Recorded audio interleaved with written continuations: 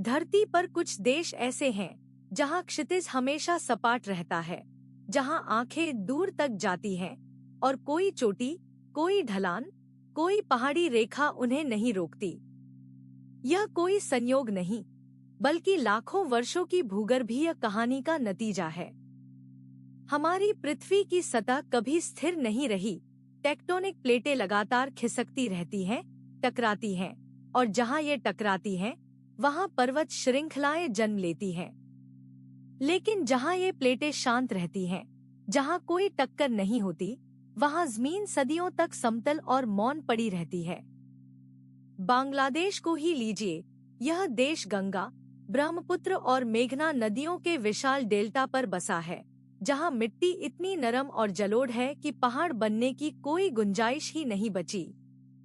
यहाँ की जमीन नदियों ने बनाई है, पर्वतों ने नहीं। नीदरलैंड्स की कहानी तो और भी अद्भुत है। इस देश का एक बड़ा हिस्सा समुद्र तल से भी नीचे है, जिसे इंसानों ने सदियों की मेहनत से पानी से वापस छीना है। यहाँ पहाड़ तो दूर, ऊंचे टीले भी दुर्लभ हैं।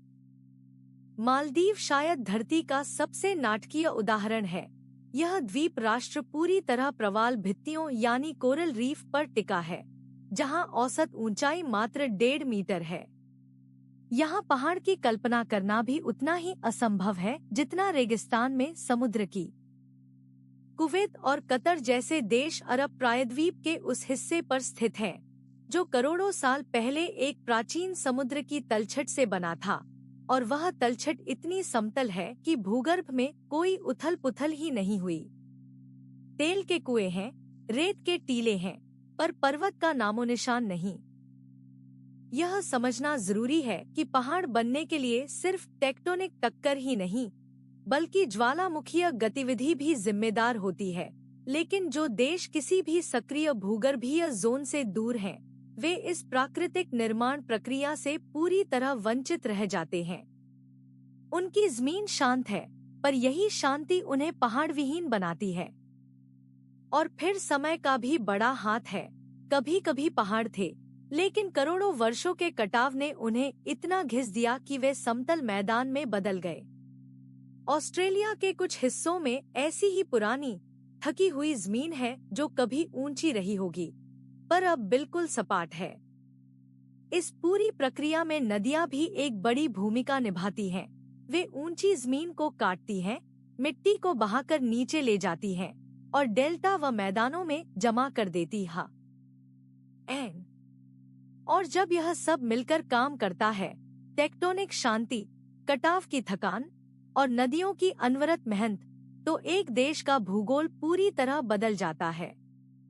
अब बात करते हैं उस जमीन की जो दुनिया के सबसे पुराने भूवैज्ञानिक रिकॉर्ड्स में से एक है, और फिर भी आज आंखों को सपाट दिखती है। यह विरोधाभास ही इस कहानी को इतना रोमांचक बनाता है। बांग्लादेश को ही लीजिए। एक देश जो लगभग पूरी तरह डेल्टा और नदी निर्मित मैदानों पर टिका है। गंगा, ब्रह्मपुत्र और मेघना नदियों ने सदियों से इतनी मिट्टी बहाकर यहाँ जमा की है कि यह जमीन खुद नदियों की रचना है, पहाड़ों की नहीं। नीदरलैंड्स की कहानी तो और भी अजीब है। यहाँ की जमीन का एक बड़ा हिस्सा समुद्र तल से भी नीचे है। सदियों पहले इंसानों ने समुद्र को पीछे धकेलकर बांध बनाकर यह जमीन खुद तैयार की। यह प्रकृति नहीं, मानव इंजीनियरिंग का चमत्कार है। मालदीव जैसे द्वीपीय देश तो और भी अलग कहानी सुनाते हैं। ये प्रवाल भित्तियों यानी कोरल रीफ्स के ऊपर बने हैं, जो समुद्र की सतह से बस कुछ मीटर ऊपर उठती हैं। यहाँ पहाड़ का सवाल ही नहीं उठता, क्योंकि यह जमीन कभी किसी महाद्वीपीय प्लेट का हिस्सा थी ही नहीं। कुवैत और कतर जैसे खाड़ी देश अरब प्रायद्वीप की उस चट्टानी नींव पर बसे हैं, जो लाखों वर्षों से लगभग स्थिर है। यहाँ न कोई टेक्टोनिक टकराव है, न कोई ज्वालामुखी, बस एक विशाल, शांत पठार जो रेत और हवा के साथ अपनी उम्र काट रहा है। और इस सब में सबसे दिलचस्प बात यह है कि पहाड़ न होना किसी देश की कमजोरी नहीं, बल्कि उसकी अपनी एक ताकत रही है। सपाट जमीन ने खेती को आसान बनाया, नदियों ने व्यापार के रास्ते खोले और मैदानों ने बड़ी सभ्यताओं को पनपने की जगह दी। यानी जहां जहां पहाड़ नहीं थे, वहां वहां जमीन ने इंसान को एक अलग तरह का आमंत्रण दिया, फैलने का, बसने का और बनाने का। पहाड़ों ने जहां रास्ते रोके, मैदानों ने वहां दरवाजे खोले। लेकिन इस समतल जमीन की अपनी एक कमजोरी भी है, जो आज के युग में और भी गहरी होती जा रही है। जब समुद्र का स्तर बढ़ता है, तो पहाड़ों वाले देश पीछे हट सकते हैं, ऊंचाई पर चढ़ सकते हैं। पर जिनके पास वह ऊंचाई नहीं, उनके लिए यह सिर्फ भूगोल का सवाल नहीं, यह अस्तित्व का सवाल बन जाता है। बांग्लादेश को ही देखिए, यह देश इतना समतल है कि इसकी औसत ऊंचाई समुद्र तल से मात्र 9 मीटर है, और इसके दक्षिणी तट पर बसे करोड़ों लोग एक ऐसी जमीन पर खड़े हैं जो शायद अगली सदी में पानी के नीचे हो। नेदरलैंड्स ने इस चुनौती को सदियों पहले पहचान लिया था। उन्होंने समुद्र से लड़ाई नहीं की, बल्कि उससे बातचीत की। विशाल बांध, पोल्डर प्रणाली और पानी को नियंत्रित करने की वह कला जो अब पूरी दुनिया सीखना चाहती है, यह सब एक ऐसे देश की देन है जिसके पास पहाड़ नहीं, सिर्फ जिजीविषा थी। लेकिन मालदीव के पास न नेदरलैंड्स की तकनीक है, न बांग्लादेश की विशालता। यह द्वीप राष्ट्र इतना नाजुक है कि इसके राष्ट्रपति ने एक बार समुद्र के अंदर पानी में डूबकर कैबिनेट बैठक की, ताकि दुनिया को याद दिला सके कि उनकी जमीन डूब रही है। पहाड़हीन देशों की यह कहानी सिर्फ पानी और खतरे की नहीं, यह उस अदम्य मानवीय संकल्प की भी है जो सीमित भूगोल में असीमित संभावनाएं ढूंढता है। कुवैत के पास रेगिस्तान है, पहाड़ नहीं, पर उसने तेल की काली धरती से ऐसी समृद्धि बनाई जो हिमालय की चोटियों को भी चकित कर दे। कतर और यूएई जैसे देशों को देखिए, जहां कभी सिर्फ रेत थी और क्षितिज था, वहां आज दुनिया की सबसे ऊंची इमारतें खड़ी हैं। इन देशों ने प्रकृति से जो ऊंचाई नहीं मिली, वह उन्होंने अपने हाथों से इस्पात और कांच से बना ली, मानो धरती से मांगी हुई ऊंचाई को आसमान से छीन लिया हो। समतल भूगोल ने इन देशों को एक और उपहार दिया जो पहाड़ी राष्ट्रों को कभी नहीं मिला, व्यापार मार्गों पर पूरी पकड़।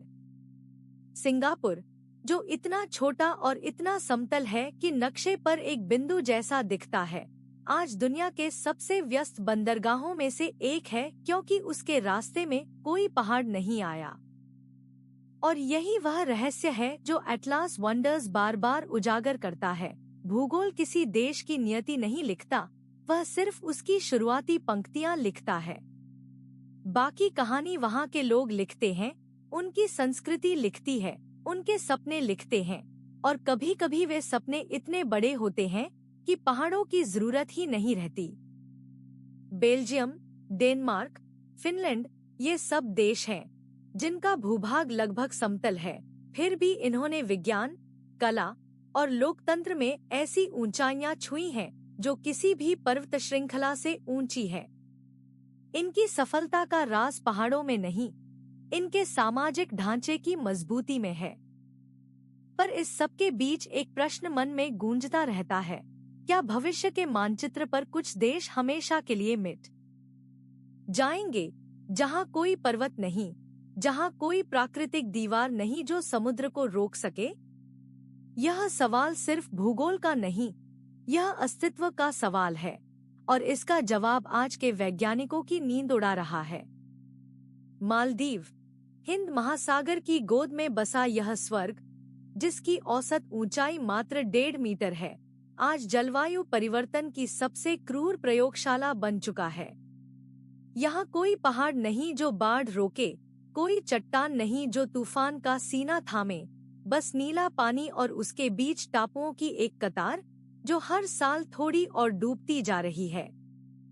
बांग्लादेश का डेल्टा क्षेत्र, जहां गंगा और ब्रह्मपुत्र जैसी महानदियां मिलकर धरती को सपाट और मुलायम बनाती हैं, वहां हर मानसून एक नया इतिहास लिखता है, कभी विनाश का, कभी पुनर्जन्म का। पहाड़ों की अनुपस्थिति यहाँ एक अभिशाप की तरह काम करती है, क्योंकि कोई ऊंचाई नहीं जो लाखों लोगों को शरण दे सके। नीदरलैंड्स ने इस चुनौती का एक अद्भुत जवाब दिया है। अगर प्रकृति ने पहाड़ नहीं दिए, तो इंसान खुद अपनी सीमाएं बनाएगा। डाइक्स और बांधों की विशाल श्रृंखला ने इस देश को वह सुरक्षा दी जो पर्वत देते हैं। यह इंजीनियरिंग का वह चमत्कार है जिसे देखकर प्रकृति भी विस्मित हो जाए। लेकिन इंजीनियरिंग की भी एक सीमा होती है। जब समुद्र का जलस्तर अनुमान से तेज गति से बढ़ने लगे, तो सबसे परिष्कृत बांध भी असहाय हो जाते हैं। वैज्ञानिकों का अनुमान है कि अगर तापमान वृद्धि इसी रफ्तार से जारी रही, तो 2100 तक कई समतल देशों के नक्शे हमेशा के लिए बदल जाएंगे। तुवालू, प्रशांत महासागर का वह छोटा सा द्वीप राष्ट्र जिसकी कुल आबादी एक छोटे शहर जितनी है, आज दुनिया का पहला ऐसा देश बनने की कगार पर है जो शाब्दिक अर्थों में जल में समा जाएगा।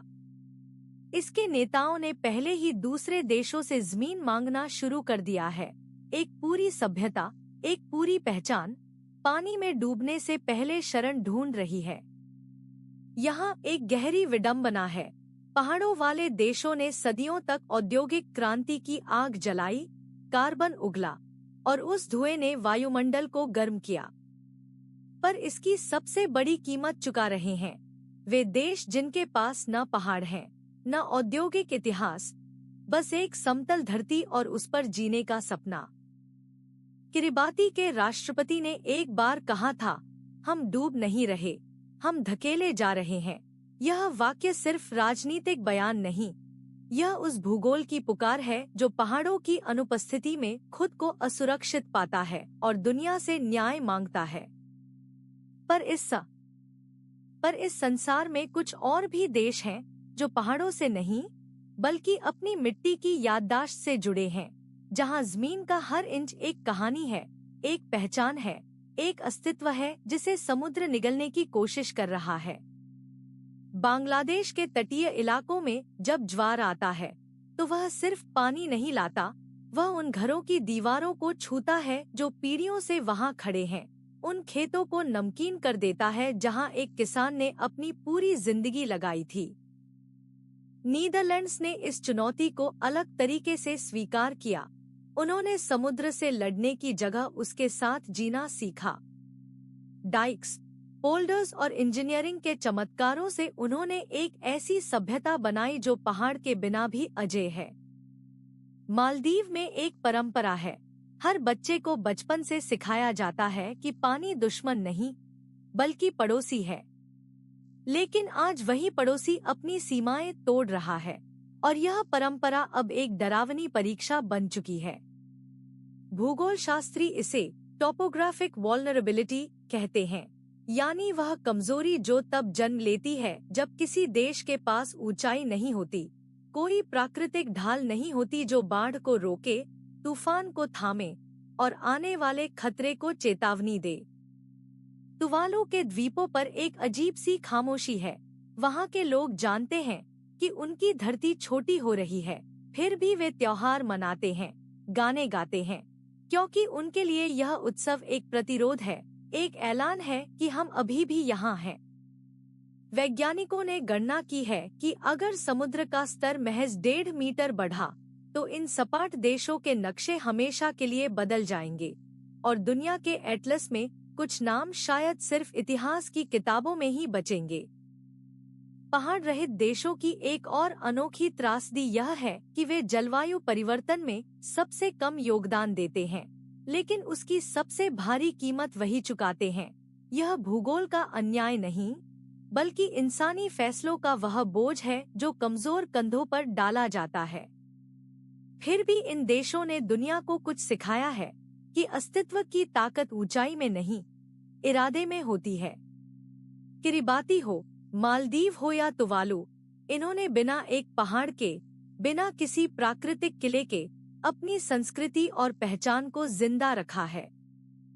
और यही वह क्षण है जब हमें यह समझना होगा कि पहाड़ सिर्फ पत्थर और मिट्टी नहीं होते, वे एक देश की रक्षा की पहली दीवार होते हैं।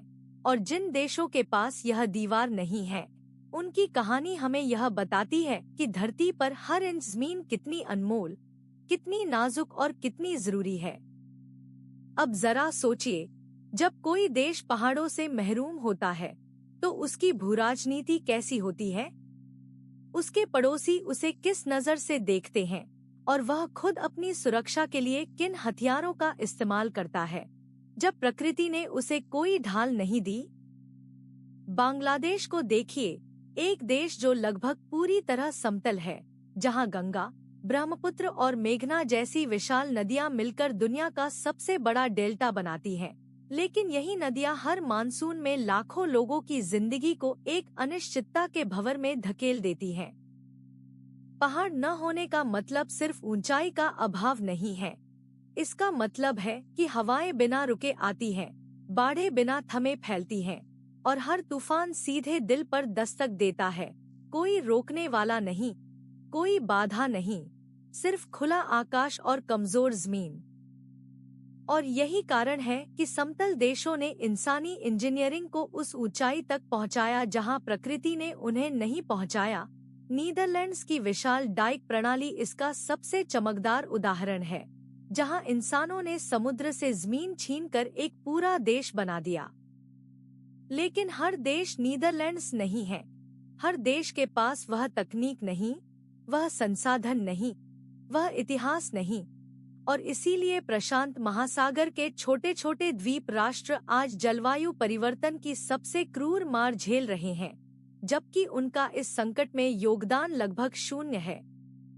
वैज्ञानिक कहते हैं कि अगले कुछ दशकों में समुद्र का स्तर इतना बढ़ेगा कि कुछ देश, जैसे तुवालू और किरिबाती, शाब्दिक अर्थों में मानचित्र से मिट जाएंगे। और तब दुनिया पूछेगी कि क्या किसी राष्ट्र का अस्तित्व उसकी जमीन के डूबने के साथ समाप्त हो जाता है। यह प्रश्न सिर्फ भूगोल का नहीं है, यह पहचान का, संस्कृति का, भाषा का और उस इंसानी जिजीविषा का प्रश्न है जो हजारों सालों से एक ही टापू पर टिकी रही, जहां न पहाड़ थे न जंगल, सिर्फ लहरों की आवाज और आसमान का विस्तार। समतल भूमि पर बसे देशों की एक और विशेषता होती है, उनकी सभ्यताएं नदियों के किनारे पली बढ़ी हैं। व्यापार ने उन्हें जोड़ा है और खुलेपन ने उनकी संस्कृति को समृद्ध किया है, क्योंकि जब कोई पर्वत श्रृंखला रास्ता नहीं रोकती तो विचार और इंसान दोनों स्वतंत्र रूप से बहते हैं। पहाड़ विहीन देशों ने दुनिया को यह भी सिखाया है कि कूटनीति ही उनकी असली पर्वत श्रृंखला है। जब आपके पास प्राकृतिक किला नहीं होता तो आप गठबंधन बनाते हैं, समझौते करते हैं और अंतर्राष्ट्रीय मंचों पर अपनी आवाज को ही अपना सबसे शक्तिशाली हथियार बनाते हैं। और इसी कूटनीति की ताकत से ये देश आज भी विश्व मंच पर अपनी अमिट छाप छोड़ रहे हैं। अब जरा सोचिए, जब पहाड़ नहीं होते तो आकाश और भी विशाल लगता है, क्षितिज अनंत तक फैला होता है और उस खुलेपन में इंसान की कल्पना भी असीमित हो जाती है। शायद इसीलिए समतल भूमि के लोग सपने भी बड़े देखते हैं। नीदरलैंड्स इसका सबसे जीवंत उदाहरण है। जहां समुद्र ने जमीन को निगलने की कोशिश की, वहां इंसान ने समुद्र से जमीन छीन ली। डच इंजीनियरिंग का यह चमत्कार बताता है कि बाधाएं जब प्रकृति से आए तो उन्हें मानवीय बुद्धि से पार किया जा सकता है। बांग्लादेश की कहानी भी कम प्रेरणादायक नहीं है। करोड़ों लोग, सीमित जमीन और लगातार बाढ़ का संकट, फिर भी यह राष्ट्र हर बार उठ खड़ा होता है। समतल धरती पर बसे इस देश ने दुनिया को दिखाया है कि लचीलापन किसी पर्वत की कठोरता से कम नहीं होता। और जब हम कुवैत या कतर जैसे देशों को देखते हैं, जहां रेत और समतल मैदान के अलावा कुछ नहीं था, तो यह जानकर आश्चर्य होता है कि इन्होंने अपनी जमीन के नीचे छुपे काले सोने से पूरी दुनिया की अर्थव्यवस्था को प्रभावित किया। पहाड़ की ऊंचाई न हो तो जमीन की गहराई भी इतिहास बदल सकती है। पहाड़ विहीन देशों की एक और अनकही शक्ति है उनकी कृषि।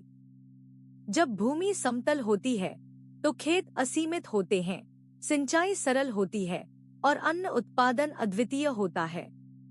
बांग्लादेश, बेलारूस और हंगरी जैसे देश इसी कृषि शक्ति के बल पर खड़े हैं। लेकिन इस समतलता का एक मार्मिक पहलू भी है। जलवायु परिवर्तन के इस युग में पहाड़ विहीन तटीय देश सबसे पहले समुद्र की बढ़ती लहरों का सामना करते हैं। मालदीव और बांग्लादेश जैसे देश जानते हैं कि उनके अस्तित्व की लड़ाई अब केवल राजनीतिक नहीं बल्कि प्राकृतिक भी है।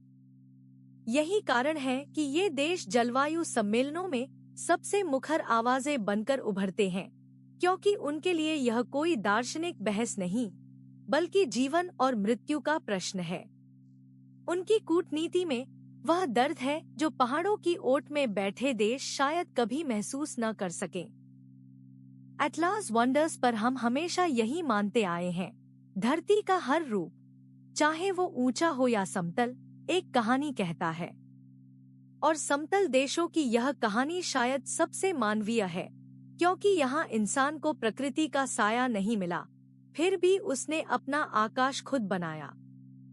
तो अगली बार जब आप किसी नक्शे पर इन हरे भरे समतल देशों को देखें, जहाँ कोई पर्वत श्रृंखला नहीं, कोई बर्फीली चोटी नहीं, तो याद रखिए कि इन देशों ने पहाड़ों के बिना भी वो मुकाम हासिल किया जो पहाड़ वाले देश भी तरसते हैं। और यही तो इस पूरी कहानी का सार है कि महानता किसी भूगोल की मोहताज नहीं होती।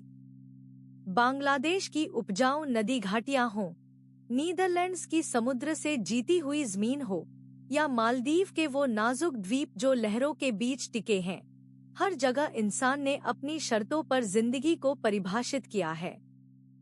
समतल धरती ने इन देशों को एक अनोखा उपहार दिया, क्षितिज। जहां पहाड़ नहीं है, वहां आंखें दूर तक जाती हैं, और शायद इसीलिए इन देशों के लोगों ने दुनिया को हमेशा एक विस्तृत नजरिए से देखा। नीदरलैंड्स के चित्रकारों ने वही खुला आकाश अपने कैनवास पर उतारा, बांग्लादेश के कवियों ने वही समतल नदी तट को अपनी रूह में बसाया। भूगोल सिर्फ जमीन का नक्शा नहीं होता, वो उस जमीन पर जीने वाले इंसानों की सोच, उनकी संस्कृति और उनके सपनों का भी नक्शा होता है। जब कोई प्राकृतिक दीवार नहीं होती, तो सीमाएं मन में भी नहीं बनती, और तभी शायद इन देशों ने व्यापार, कला और विज्ञान में इतनी ऊंचाइयां छुईं। मालदीव की वो पतली जमीन जो समुद्र की सतह से बस कुछ मीटर ऊपर है, वो आज जलवायु परिवर्तन की सबसे मुखर आवाज है। इस देश ने दुनिया को याद दिलाया कि जब धरती कम हो, तो हर इंच जमीन कितनी कीमती होती है, और इंसान उसे बचाने के लिए किस हद तक लड़ सकता है। लक्जमबर्ग और बेल्जियम जैसे छोटे यूरोपीय देशों ने बिना किसी विशाल भूगोल के यूरोपीय राजनीति और अर्थव्यवस्था के केंद्र बन गए। उन्होंने साबित किया कि असली ताकत भूमि के क्षेत्रफल में नहीं, बल्कि विचारों की गहराई और कूटनीति की चतुराई में होती है। और जब हम इन सारे देशों को एक साथ देखते हैं, उनकी समतल धरती, उनकी नदियां, उनके खुले मैदान, तो एक बात बहुत साफ होती है। धरती ने हर देश को अलग अलग रंग दिए हैं, अलग अलग चुनौतियां दी हैं, और हर देश ने उन्हीं रंगों से अपनी तस्वीर बनाई है। पहाड़ों की अनुपस्थिति कोई कमी नहीं, वो एक अलग तरह की पूर्णता है। जैसे एक कविता में कभी कभी जो शब्द नहीं लिखे जाते, वो सबसे गहरी बात कह जाते हैं, उसी तरह इन देशों की खामोश समतल जमीन ने इतिहास के सबसे ऊंचे अध्याय लिखे हैं। तो यह थी वो कहानी जो पहाड़ों की आड़ में छुपी नहीं थी, बल्कि खुले आसमान के नीचे समतल धरती पर बिल्कुल सामने बिखरी पड़ी थी। बस देखने की जरूरत थी, महसूस करने की जरूरत थी, और यह समझने की जरूरत थी कि इस धरती का हर कोना, हर रूप अपने आप में एक संपूर्ण और अद्भुत दुनिया है। Until next time, stay calm, stay curious, and keep looking for the answers within.